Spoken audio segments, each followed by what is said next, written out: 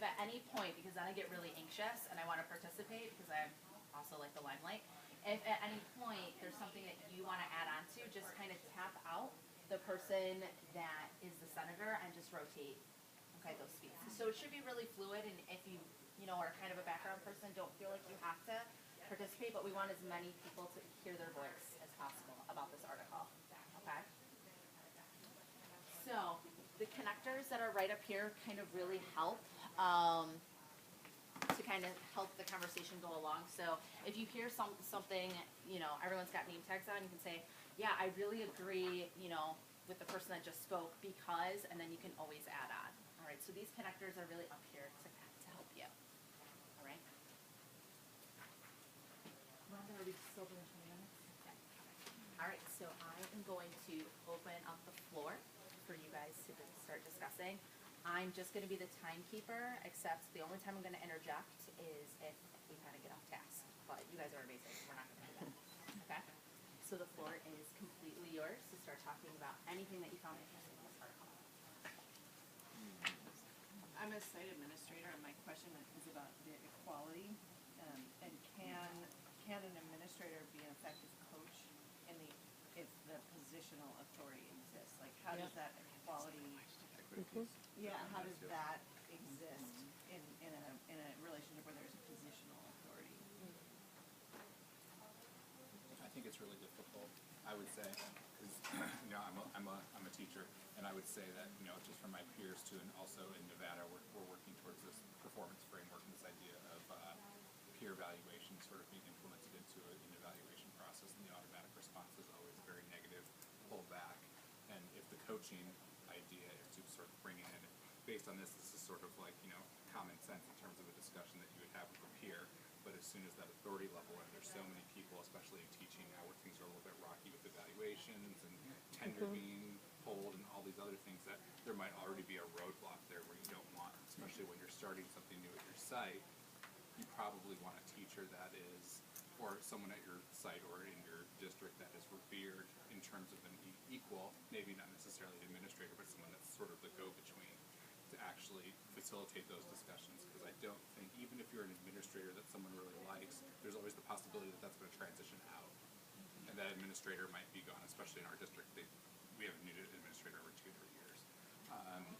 Because we're so huge, we're like the 5th largest school district, and so it's constantly shifting.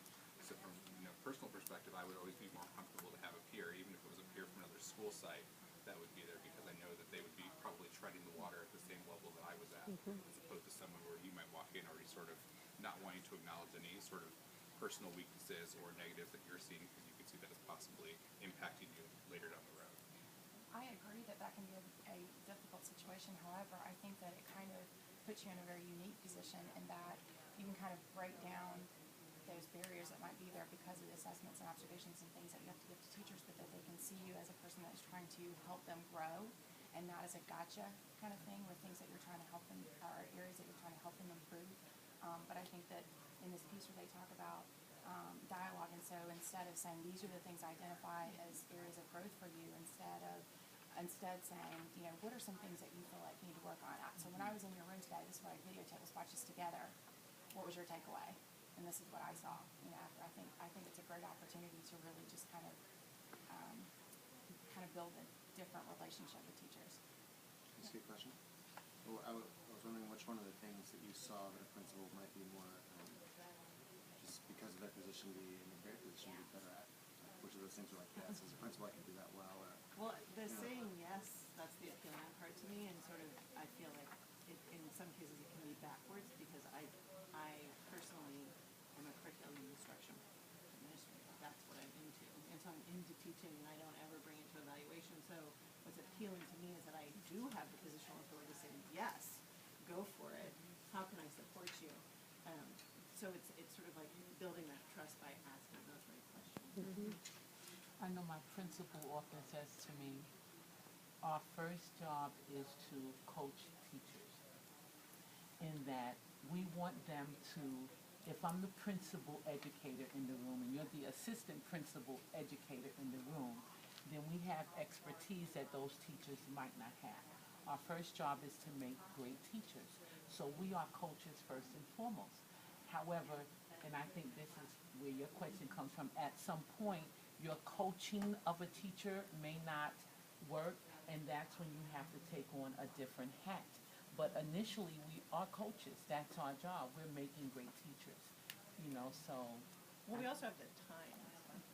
That's my job. I have the time. I'm not in a classroom 7 hours. I think it boils down to the administrator too. If you have an administrator who comes in your room once a year, you're gonna be like, oh God, they're here. But if it's an administrator who's consistently walking through and there's a rapport there where it's comfortable and you're used to it, I think it would be a different kind of give and take as opposed to one who shows up, to do your evaluation once a year. I agree with you. I think it all comes down to the relationships that you build and the fact that you're listening and it's the voice of the teacher. I love what you said about, let's look at this together.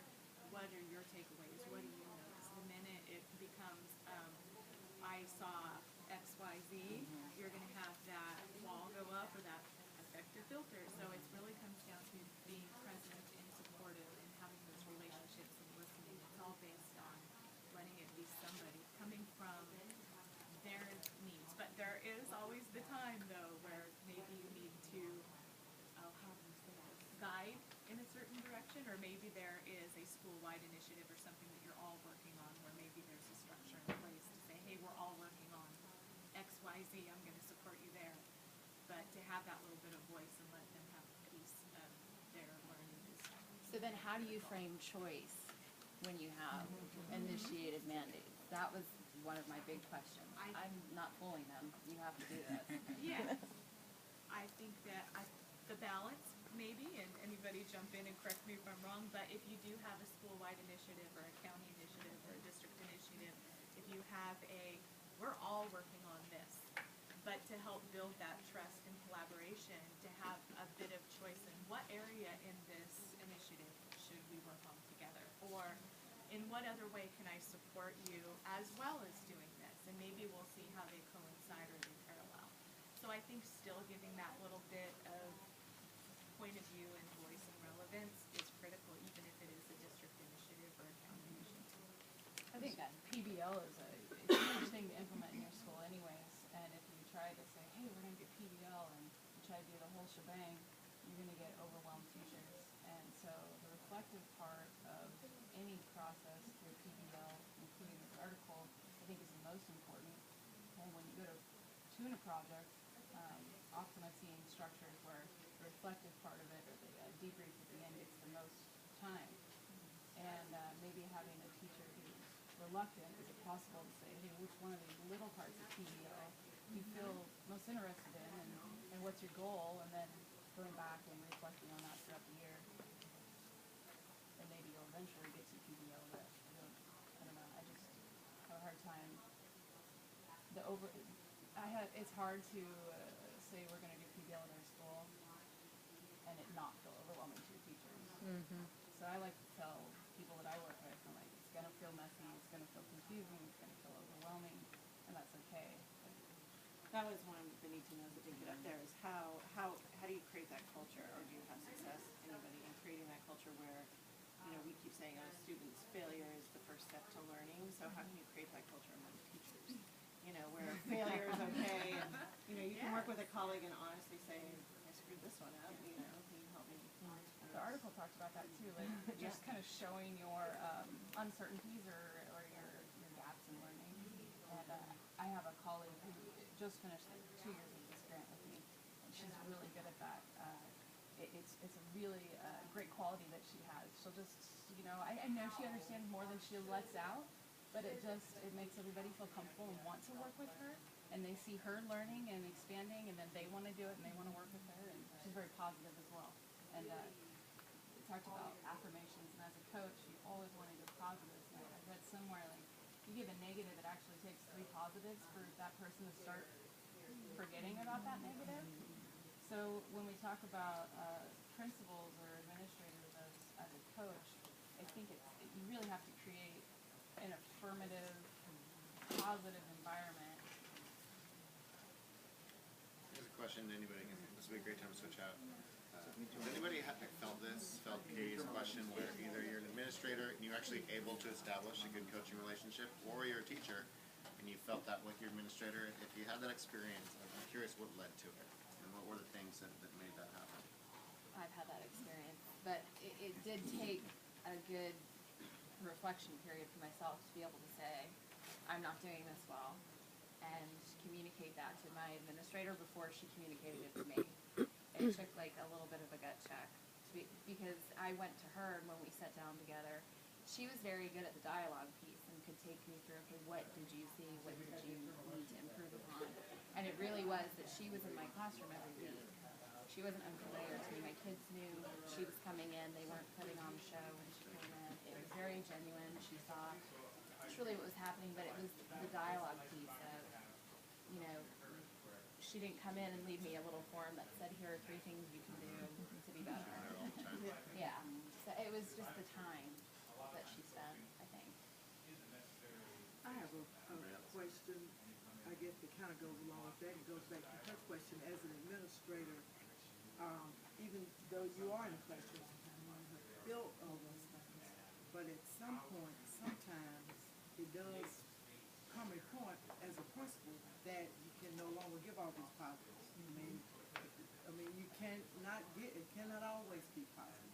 You have to say something that's going to drive improvement, and then at that point, you do transition into, I need to go to the next step. And I guess my question would be, how do you, sometimes you have to do that, but not make your other teachers fearful that that's going to happen to them in the process. I mean, because once you do that to one teacher in the process, then your other teachers, well, this is what she's going to have to do in the process, and that's not necessarily the case. But you know, the reality of it is, it can't always be positive. And I don't think it's that you always have to be positive. I think it's not what you're saying, it's how you deliver it in the long run.